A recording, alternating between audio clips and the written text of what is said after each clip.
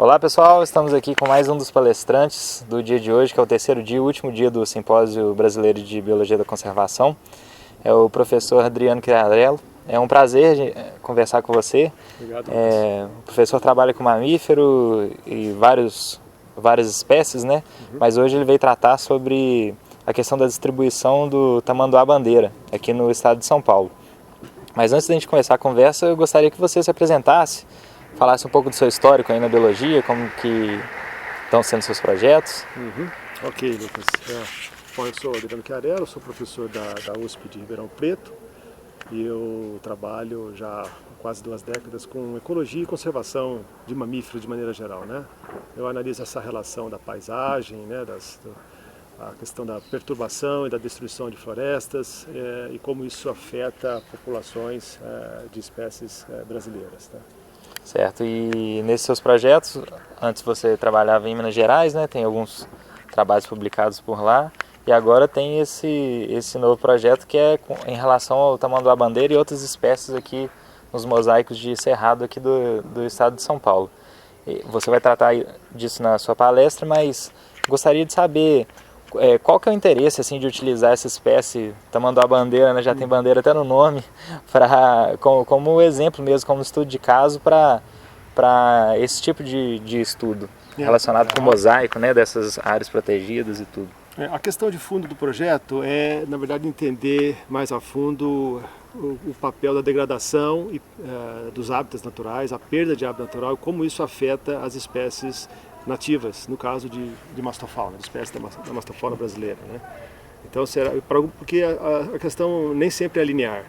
Algumas espécies respondem muito negativamente com a perda de hábitat, outras respondem de maneira neutra e outras até positivamente, né? No caso de espécies invasoras ou algumas espécies mesmo nativas que acabam proliferando em áreas degradadas, né? Aumenta a sua distribuição, né, a partir da intervenção humana. Exato. Então, há muitas lacunas, né? O caso do tamanduá-bandeira, em particular, é uma espécie interessante porque ele é um xenartro, né? É um mamífero pertencente a uma ordem que também inclui os tatus e as preguiças. É uma ordem de mamíferos placentários muito antiga, né? Está ali no grupo basal dos mamíferos placentários e tem muitas vulnerabilidades com relação à perda e destruição de hábitat, né?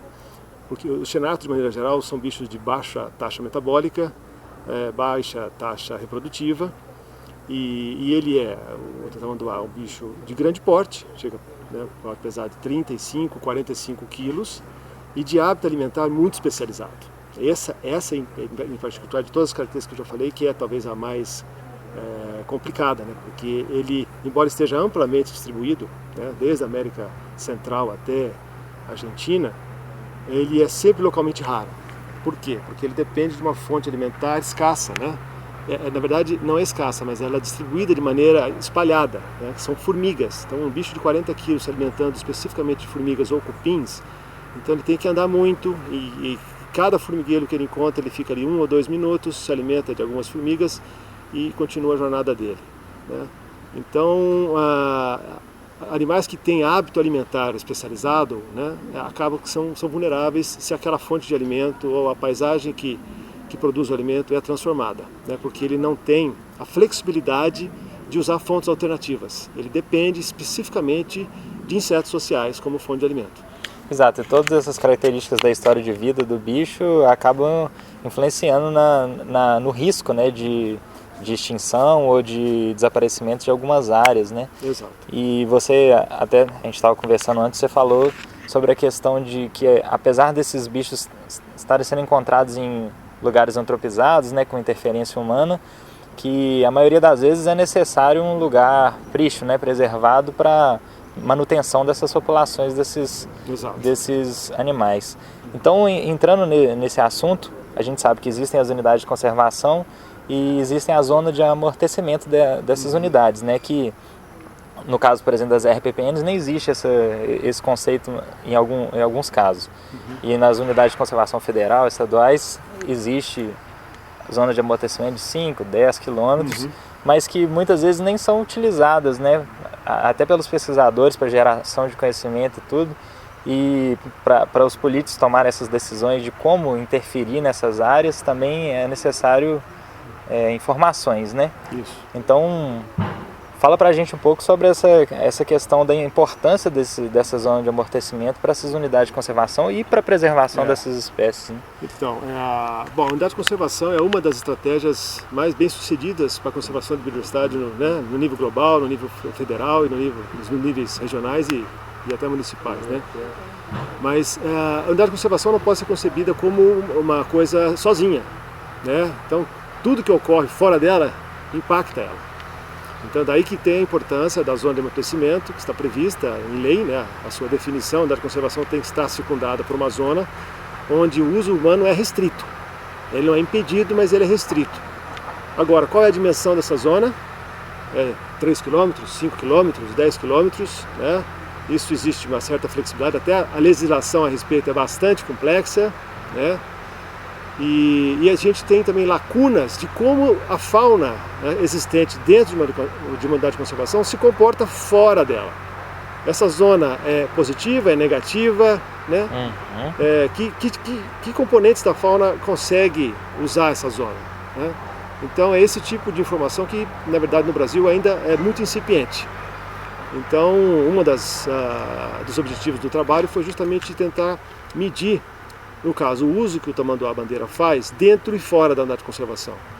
E a gente constatou que, de fato, o tamanduá-bandeira ele usa a zona de amortecimento mais do que a gente esperava, na verdade, mas 2 vezes menos do que usa o interior da unidade de conservação.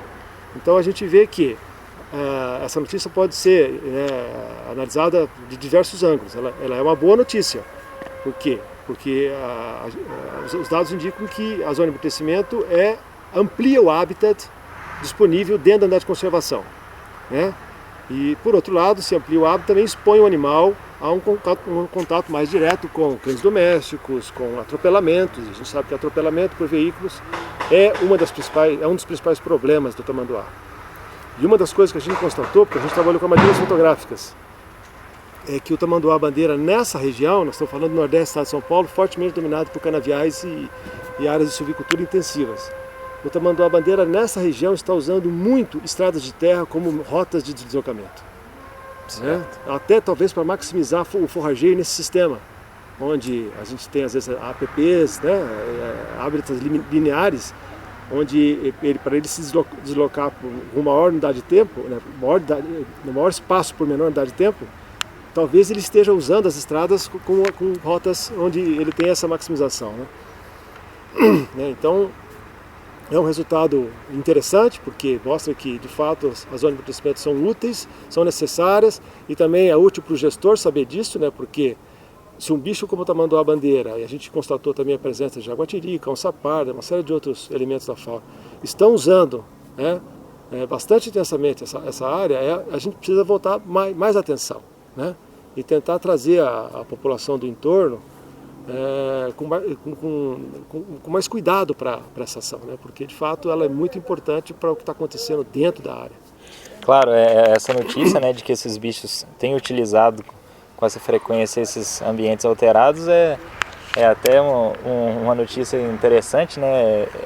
Estimuladora, mas não pode deixar de também tentar saber quais são essas interferências que estão acontecendo com essa espécie, né, em relação de estresse, de limitação da área de vida e tudo, mas como eu falei no início, né, você está utilizando o tamanduá-bandeira como uma espécie modelo, né, mas existe essa preocupação com outras espécies? A gente sabe que cada espécie tem uma demanda por recursos, uma área de vida diferente. Sim, tem.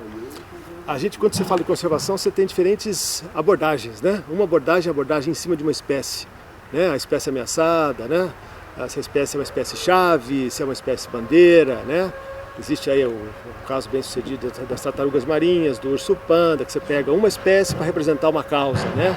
E com isso você ganha apoio popular, né? Mas por outro lado, você não entende o sistema como um todo, nas interações, então, que também é uma estratégia válida. A outra visão é a visão de paisagem, né? Áreas protegidas, priorização de áreas. Então todas essas abordagens são complementares, na verdade, não tem uma que é melhor que a outra. A ocupação, né? Elas precisam andar juntas, né? Então essa questão, o projeto também contempla essa visão um pouco mais da comunidade, né? A gente fez esse inventário, o inventário nosso tem mais de 6 mil armadilhas dia, né? São 208 pontos amostrados numa região de 3 paisagens que somadas totalizam 130 mil hectares. É uma área relativamente grande e a gente constatou de maneira bastante surpreendente que as 3 áreas estão muito próximas entre si em termos de riqueza, comportando aí cerca de 26 a 28 espécies nativas de mamíferos, né? Agora os estudos continuam para tentar comparar, o projeto está em andamento, a fazer a comparação um pouco mais fina sobre essa comparação de interior e entorno ainda não está concluída, mas os resultados iniciais são bastante promissores. Professor, muito bacana, muito interessante essa abordagem, né? Ainda mais que várias pessoas já falaram aí no simpósio, cada vez mais difícil a criação de novas unidades de conservação, então entender essa dinâmica de preservação em diferentes tipos de ambiente, que não sejam essas unidades de conservação permanentes, né? É muito interessante, então eu te parabenizo aí pelo projeto e boa sorte, sucesso aí. Muito obrigado. Eu só queria complementar, só que tenho mais um minutinho. Claro. Porque os dados mostraram também que os bichos têm uma capacidade de adaptação melhor do que a gente esperava. Porque a gente constatou o veado catingueiro, tamanduá-bandeira, utilizando áreas de silvicultura intensiva. Legal. Né? Isso é bastante surpreendente. Essa dependência com floresta nativa existe, está confirmada, tanto essa relação de zona crescente, de proximidade, unidade de conservação, mas por outro lado os dados também indicam uma flexibilidade ecológica muito maior do que se esperava. Não, muito legal. Então, para finalizar de verdade, então, agora, para as pessoas que têm interesse nesse assunto de ocupação, de espécies ameaçadas, unidade de conservação, existe algum site, algum artigo que você gostaria de indicar? Ok, bom, eu estou no departamento de Biologia da Faculdade de Filosofia, Ciências e Letras da USP Ribeirão Preto. Então é só entrar na USP Ribeirão, departamento de Biologia, vocês vão encontrar lá a relação de professores, o meu laboratório está lá representado. E vocês podem entrar em contato, será um prazer. Tá certo, professor. Muito obrigado. Um prazer. Sorte aí, até mais. Obrigado.